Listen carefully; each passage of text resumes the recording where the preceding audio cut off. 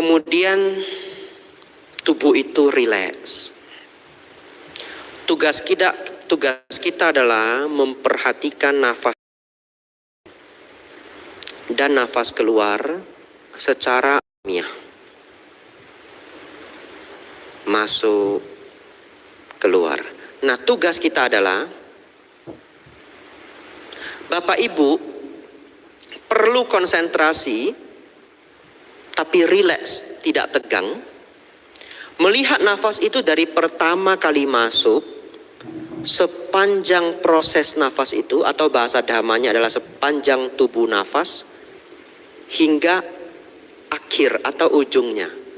Pertama nafas itu keluar, sepanjang tubuh nafas, hingga ujungnya. Pertama nafas itu masuk, sepanjang tubuh nafas, hingga ujungnya.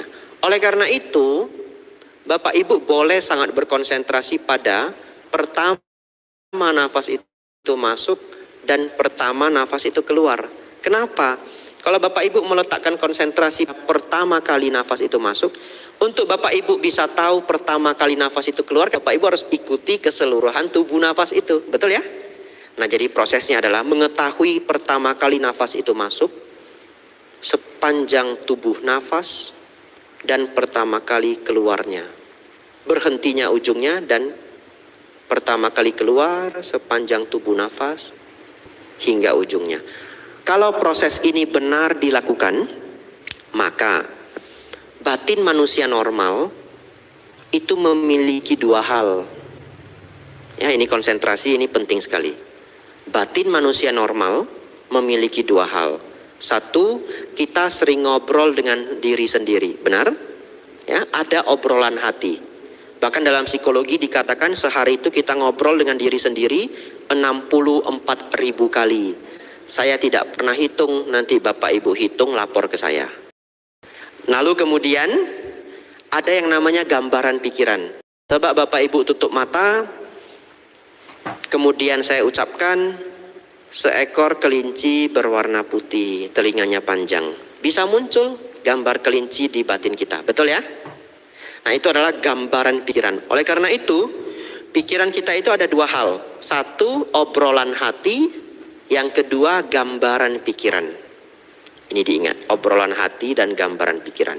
Ketika seseorang bermeditasi, dengan benar melihat nafas dari awal sampai akhirnya, maka dua ini tidak akan muncul.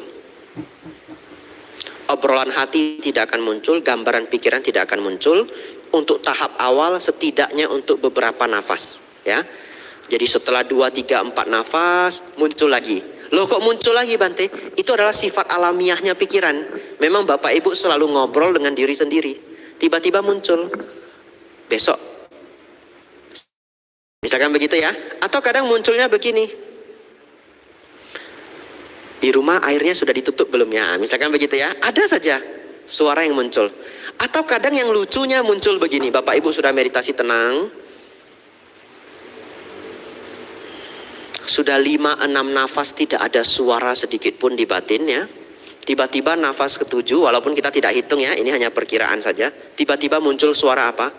Sudah diam belum ya? Nah, kata sudah diam belum ya, itu juga adalah obrolan. Bapak Ibu Saudara, itu normal. Tips pertama, silakan Bapak Ibu ingat ini sampai kapanpun. Di dalam meditasi tidak boleh muncul rasa kesal. Jadi ketika meditasi nafas itu kita praktekkan, kita happy dan relax. Ingat ya. Kalau setelah 5, 6, 7 nafas, obrolan pikiran masuk atau gambaran pikiran masuk.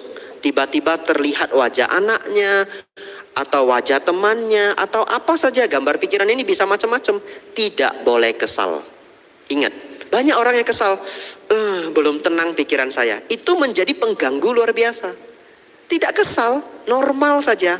Jadi ketika muncul obrolan hati atau gambar pikiran, Bapak Ibu tidak kesal sedikit pun, relax. Just normal. Anggap saja pikiran itu seperti anak kecil. Anak kecil tak bisa Bapak Ibu larang untuk bermain, betul ya?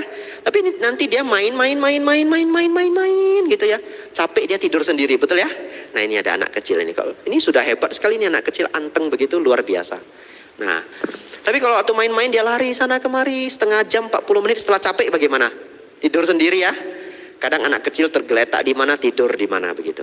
Nah, ingat tips yang sangat luar biasa ini Bapak pakai sampai kapanpun, Bapak Ibu pakai. Nanti retreat dimanapun, bantenya metodenya berbeda pun tidak apa-apa. Tips ini sangat penting. Dalam meditasi tidak boleh kesal. Jadi ketika obrolan hati muncul, gambaran pikiran muncul, relax, kembalikan ke nafas. Kembali lagi ke nafas. Nanti 5-6 nafas, lari lagi pikirannya. Tidak apa-apa, memang itu prosesnya. Tapi kalau dijalani 1 hari latihan meditasi 40 menit misalkan. Ini yang sudah agak jago ya, 40 menit. Tapi siapa saja kalau dipaksa 40 menit pasti bisa ya. Pasti bisa, apalagi kalau pisau di leher begitu ya bisa ya. Kalau di Jepang itu dulu, biksu-biksu Zen ya, itu kalau latih muridnya pakai rotan. Kalau biksu Zen, jadi muridnya disuruh meditasi misalkan 2 jam. Kalau sempat kepalanya begini, tak gitu, langsung begini. Langsung bangun. Nah, termasuk juga tadi saya cerita Bante Dhamaudo Mahatera di Malaysia ya. Saya banyak dipengaruhi saya banyak belajar dari beliau. Beliau dulu juga kalau ada murid, para biku itu sekali duduk meditasi harus 2 jam. Itu syarat beliau. Dan kalau kepalanya nunduk begini, sedikit saja kadang seperti agak ngantuk begini saja, nanti selesai meditasi panggil. Tidak boleh begitu, harus tegak. Ya, Bapak Ibu Saudara, anggaplah Bapak Ibu latihan meditasi 40 menit. Proses setelah 5-6 nafas, pikiran pergi. Muncul obrolan, enggak. Relax, happy, relax, kembali ke objek. Nafas masuk, nafas keluar.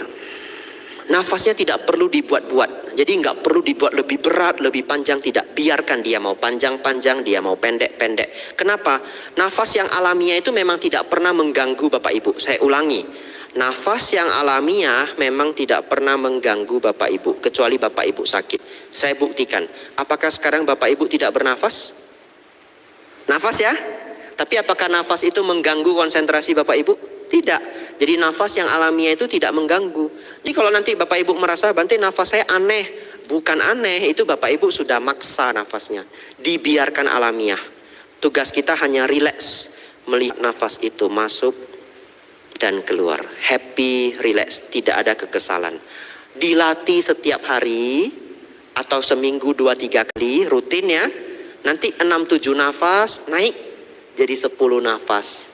Naik jadi 15 nafas. Maksudnya apa? Obrolan hati atau gambaran pikiran itu tidak muncul selama 15 nafas.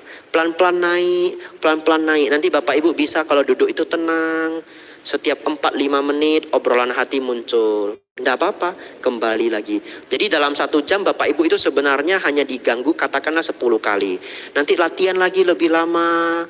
Setelah 1-2 tahun, kalau duduk 1 jam, pikirannya hanya mengembara 3-4 kali. Misalkan begitu ya, itu kemajuan. Tapi ingat, meditasi itu memang sulit ya. Meditasi memang sulit, tapi tadi sudah lihat bersama. Efeknya luar biasa, bahagianya luar biasa, hadiahnya luar biasa. Saya lanjut. Ya, saya lanjut. Hari ini tidak perlu banyak bertanya, enggak apa-apa. Ini aja dihafal, nanti dibawa pulang. Betul ya? Nah, saya lanjut. Kalau meditasinya berhasil, ingat tipsnya tadi, tidak boleh kesal. Tidak boleh kesal, apapun ceritanya. Apalagi kalau ikut retreat ya. Kadang ikut retreat kan meditasinya bareng. Ada yang sedikit